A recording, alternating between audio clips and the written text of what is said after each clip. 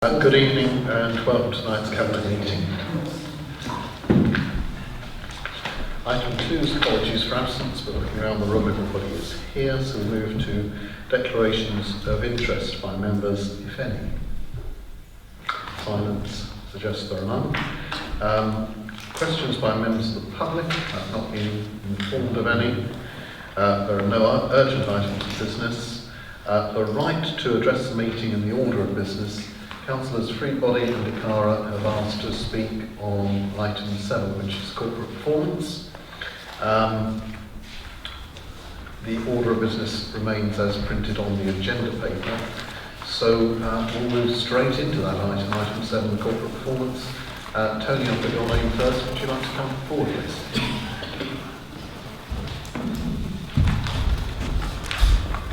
I'll sit over this side.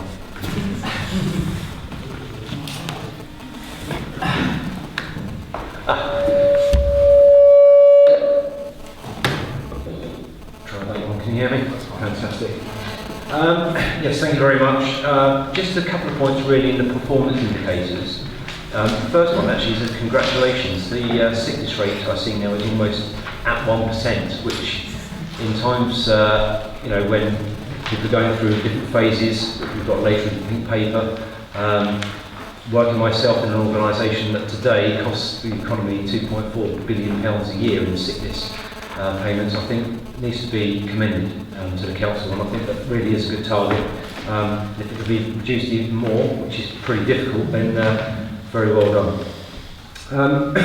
It was just a couple of points in the last quarter I made this point about the telephone calls. In fact, in the performance indicator on page 26 of the papers, there's the calls answer to 410000 number. In the last quarter it was 83.55, and I remember saying at the time that this was perhaps a target that could be more stretching really, because you're only talking of 1 in 5 then that not answered within 30 seconds. So I'm a bit concerned that this has dropped slightly to 75.27. Especially when a year ago it was higher at 79.06. So that is a bit concerning, because usually that number is the first point of call that a lot of residents in this town will use. I also spoke last time about the telephone call abandonment rate, which last time was 2.2%, which is, for the calls you get isn't high. However, that's now gone up to 3.43, and again a year ago it was lower than that, it was 2.68. And the final one really on that point was the telephone calls handled at first point of contact. The last quarter was 29.26, so I'm glad to see that's now risen to 43.11. Some of that's down to the new scripts that people are using when they're answering telephone calls, etc. However, this time last year it was 52.18, and 2 years ago in 2013 it was 76.5. So there's quite a significant drop in the last couple of years of those calls being handled at first point of contact. So I'd like some, if we can, some clarification on that. And the last point I wanted to make really was on page 21 on the Decent Homes Programme. It's just on the comments at the end really, in the latest note, which states that the council continues to maintain decency levels of housing stock at almost 100%. At the end of June, the number of non-decent general needs properties was 4. This has gone up slightly, because it's doubled. It was 2 in the last quarter. So while that's not, it's only 4. These are still places where people are living. So that was just a point, to be helpful and just to get some clarifications on those points. Thank you very much. Certainly, thank you, Tony. Penny, would you like to join us?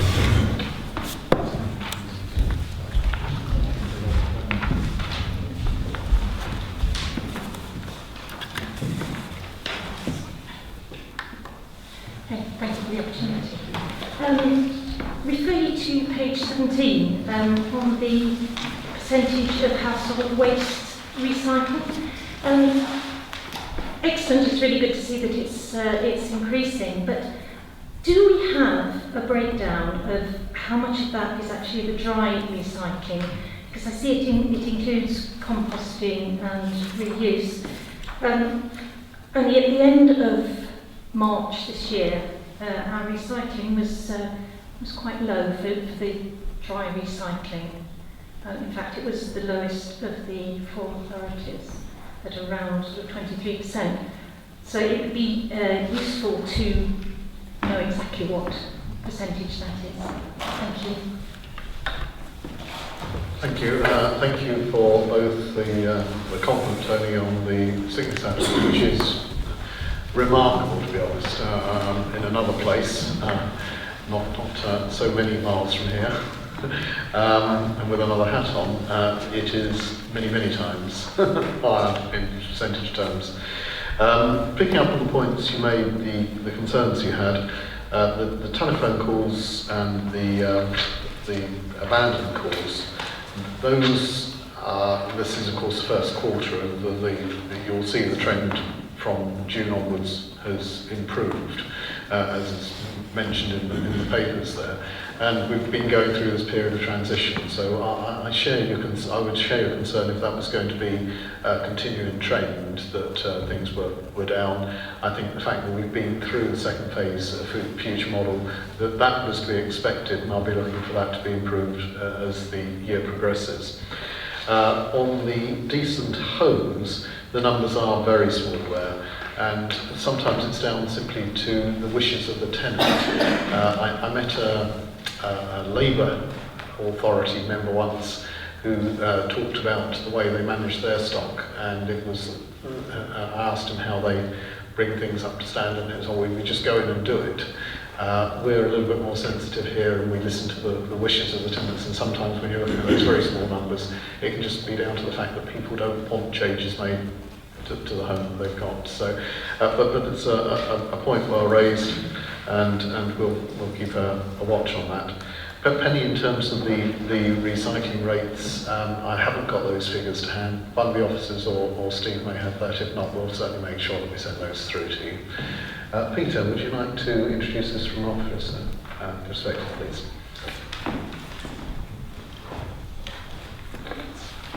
Yes, thank you, Chair. I'll be very brief. As you quite rightly say, this is the Q1 performance report. So a lot of the data in it is quite fledgling data from the point of view of where we are in the year.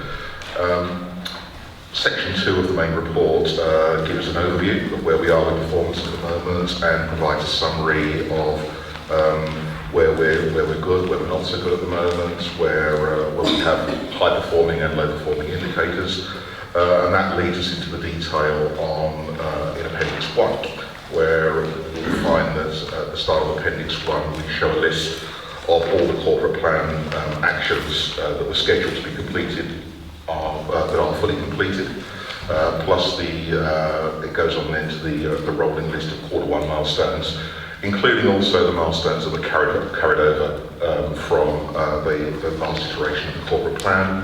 And then you go to the individual theme chapters where you have a summary of some of the key highlights around the corporate priority themes and the current state of the key performance indicators that we use under each of those themes. Finally, the devolved budget position at the moment, which is of course very, very early in the year. Chair, I've got nothing of any significance to raise at this time on the performance figures. As I said, we are very early, and it's only Q1. Thank you. Thank you. Tron. Thank you, Chair. I'm quite strange that actually I'd be the third person to mention sickness absence. It's normally the one that I raise, and it's quite disconcerting. But yet, it is actually a fantastic result, and it's a testament to the dedication of our staff throughout the organisation, and of course to the work of our HR advisors in the way that they support staff to actually avoid absence and to be able to return to work safely as soon as possible when sickness does occur. Before I go on to some of the performance outturns in my own area, I'm actually going to steal Alan's thunder a bit and mention something that actually I've noticed amongst the thriving communities performance indicators, which is actually absolutely fantastic. On page 21, we actually have, at the moment, an outturn of Q1. It's only Q1, and I'm sure it will change, and I'd be amazed if we actually managed to hold it there. But the fact it's there at all is amazing. 76 days is the processing time for applications for disabled facilities grants. Now, from what I'm told, for other authorities, an average time in excess of 200 days would not necessarily be abnormal. The performance that we've actually got there is really absolutely fantastic. And this really does make a difference to people. This is actually the council helping people to actually stay independent and be able to continue to live in their own homes. It's really, really important, and the fact that there's such good performance in that area of getting those adaptations happening so quickly in comparison to many other authorities is really good news. So I think we should congratulate all of those who are actually working in that area. Turning to the sustainable performance indicators, and Councillor Freebody has already mentioned a number of these as well. The telephone call abandonment rate, not quite where we want it to be at the moment. However, as you've already outlined yourself, Chair, this is currently the period that we have services continually going live on future model phase 2 in this team. This is also a newly recruited team and still recruiting to it. In fact, there is actually currently 8 vacancies there, 7 of which are currently under offer. So that team will hopefully be up to full strength very soon. They still have continuously new scripts coming online, new services that the customer advisors are actually able to deal with. So it's going to take time for these people to actually have been trained, to have learned their new roles, but I'm sure that they will actually start to give us the results that we would desire there. Perhaps as an anecdote of what is already actually improving down at the Customer Contact Centre, in terms of the actual face-to-face interactions, I've been told that last week we had on the housing queue, face-to-face interactions, every single person who went to the Customer Contact Centre was seen within their target time last week. And in terms of the general customer advisor queue, there was only one person who was not seen within the target time. And I think that is absolutely outstanding work from the new team down there, and I think we should recognise that. In terms of calls being handled at the first point of contact, it's certainly something we're hoping to see increase quite dramatically. Again, we're not going to see that until all of those phase 2 scripts are actually in place, because until that point they're not going to be equipped to actually handle that with the technology and the training that those members of staff are going to need. But obviously that is one of the key drivers of the process, is to actually get as many things resolved at the first point of contact, rather than people being passed around the organisation as traditionally in the case of councils. But I'll leave it there and let others draw around any other performance they wish to in their own areas. Thank you, Troy. Looking around the room. Alan, did you want to? Thank you, Chair. I'll introduce sections 3 to 7 in the report. Section 3 deals with the financial performance of Q1 for the general fund and shows that we're on target. The budget is showing against an actual profile budget for the quarter with a slightly favourable variance. Section 4, we've got the housing revenue account performance for the first quarter, and again that's showing a slight favourable variance on expenditure in the quarter.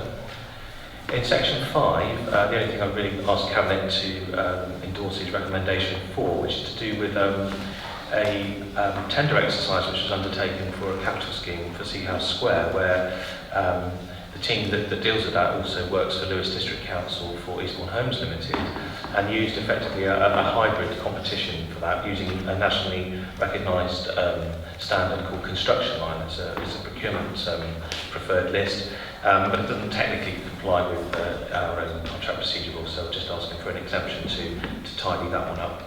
In section 6, we show the collection fund performance. I think I'm fairly certain in the council tax collection performance that we should be on target or with a small surplus for the year. There is an issue regarding business rates appeals, and this is a national issue. It's not something that is peculiar to Eastbourne, but there are a tremendous number of appeals going through the system, and these are all heard by the Valuation Office. And whilst we make provision for those appeals in the accounts, we would expect the business rates to run at a deficit this year on that basis. We'll obviously update Cabinet quarterly on progress, but businesses are routinely appealing against their rateable values, and certain groups of businesses and sort of ambulance chasing valuers also are encouraging appeals against certain types of business, and there are national trends in this situation, but we will need to watch that moving forward. In terms of treasury management, the performance of the quarter is above the benchmark, and there are no occasions of going outside of our treasury or prudential limits that I need to report to Cabinet. Thank you, Chair. Thank you, Chair. As has been said already, it is quarter one. There's nothing there that I have any particular concerns about. Everything is on target, close to target, or slightly better than target. The investment performance that Alan has just mentioned in paragraph 7.3, I'm now privy to the same information in another place as I sit on the South Downs National Park Authority, and we are doing very well compared to them, so I'm very reassured by that. I think I'll just leave it at that for a moment. Thank you. Looking around in case there are any other comments. Can I ask you then to agree the recommendations as printed, which of course includes that issue that Alan drew to our attention with regard to Sea House Square. Is that agreed? Thank you. Move to item 8 in the annual Treasury Management Report for 2014-15. Back to you, Alan. Thank you, Chair. I'll keep this quite brief. This is a statutory report which is basically deals with all the treasury management activity of the Council in the year preceding, so to March 2015. It's required by the Prudential Code and is a commentary on the Council's capital expenditure and financing, which is contained within Section 2. Has commentary about the Council's overall borrowing requirements contained in Section 3, which are all on target or as was expected in the setting of the budget. There's a mid-year report which comes to Cabinet and Council during December, which monitors during the year. Treasury position at March 17 shows all the Council's borrowing and investments in Section 4. In terms of the strategy, the Council has really two aims. One is to minimise risk on any of our investments, to only invest in counterparties that we believe will repay debt, investment return, and to borrow when it's appropriate to borrow in the markets, bearing in mind some of the loans, historic loans that we inherited at the Council were in the 6 or 8% range. We're currently refinancing our capital expenditure, as is shown in table 6.1, in the 2 and 3% range. So, and some of those have particularly long dates on them, and probably represent reasonable value moving forward. In Section 9, I would just point out this is a piece of commentary by Capita, the Council's Treasury Advisors, about their forecast for interest rates moving forward, and I've probably been sitting here for 2 or 3 of the last 3 years wondering when interest rates are actually going to move forward, and it seems to be moving further ahead, and probably every year we predict that the day is coming closer. Well, I suppose that's inevitable. Capita is looking for a small rise in interest rates in 2016, and that will have the consequent effect on money borrowing that we take out, whether it be on 5, 10, 15, 25 or 50-year bases, as set out in the table. There's a relationship between base rate and the Public Works Loan Board's rates, as set out. But generally, Chair, there's nothing to report in terms of any exceptions, and this report will end up before Council. Thank you very much. Thank you. Jill. Thank you, Chair. As usual, I have difficulty finding anything to say about this report, other than I think it's an indication of what Alan and his team do behind the scenes. There's an enormous amount of information in here. It talks about borrowing money, refinancing, and we all know that there are only certain financial institutions that we can lend to or borrow from, and those have reduced in number over the last few years. And Alan's team are doing a really good job behind the scenes, keeping our money safe, doing the best they can with the Council's money, and earning above the benchmark rate of interest for that. So I think, you know, congratulations are due to your team, Alan, which I think you should pass on. Apart from that, everything that is here is absolutely within our expectations. Thank you. Thank you. Any other comments? As you say, Jill, treasury management is a fairly dry subject and it can make fairly dull reading when the news is good. But if the news were bad, you'd certainly know about it. So I endorse entirely what you say about the way that Alan and his team have managed the money of the local authority on their behalf. Thank you, Alan. That brings us to the end of the open part of our relatively short agenda this evening. Thank you, members of the public, for your attendance, the press.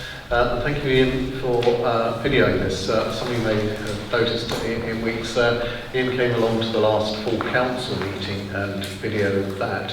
And I met with him afterwards and asked him if perhaps he'd be kind enough to do the same for cabinet meetings and planning meetings and scrutiny committee meetings, so that maybe a wider audience can see what goes on in the council without a cost to the council taxpayer. So Ian, thank you very much for that.